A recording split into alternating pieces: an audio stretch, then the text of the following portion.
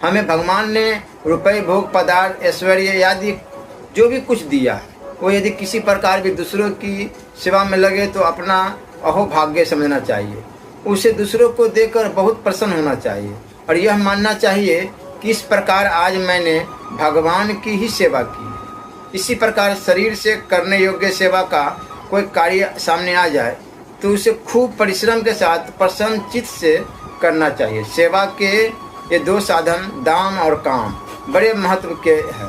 एक में ऐश्वर्य का त्याग है, दूसरे में शारीरिक परिश्रम है, अथवा यूँ कहे कि एक में ममता का त्याग है, दूसरे में अहंता का त्याग है। अहंता और ममता ये दो बड़ी व्याधियाँ, इनका त्याग होना अत्यावश्यक। अतः कहीं भी सेवा का अवसर मिल जाए तो समझना चाहिए कि असली धन मिल गया, सेवा का काम मिल गया, तो ऐसी प्रसन्नता होनी चाहिए मानो राम मिल गए।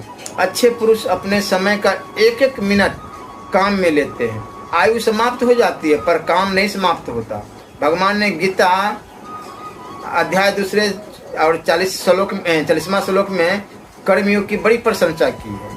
स्वार्थ का त्याग ही कर्मयोग है, यही असली धर्म है। इसका उल्टा फल कभी नहीं होता, न इसका कभी नाश ही होता। इसका थोड़ा सा भी पालन किया जाए तो वह जन्म मरण के बंधन से छुड़ा सकता है।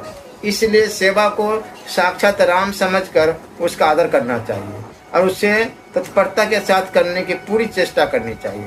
सेवा के कई स्वरूप है। दूसरों को मान बढ़ाए देना भी सेवा ही है। सेवा रत्नों की ढेरी है, उसे लूटने की चीज समझकर खूब लूटना चाहिए।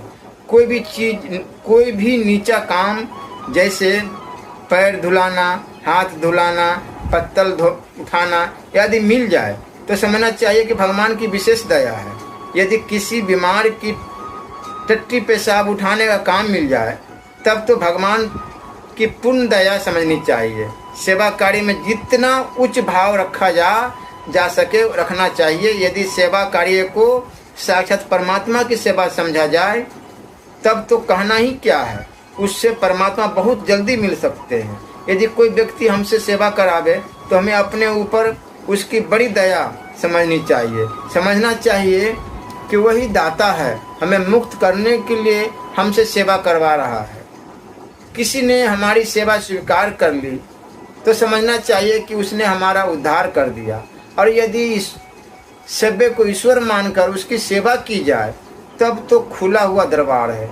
सेवक को साक्षात नारायण की सेवा का लाभ हो जा सकता है। यह बड़े ऊंचे दर्जे का भाव है। सेवा को नारायण की सेवा बनाना सेवक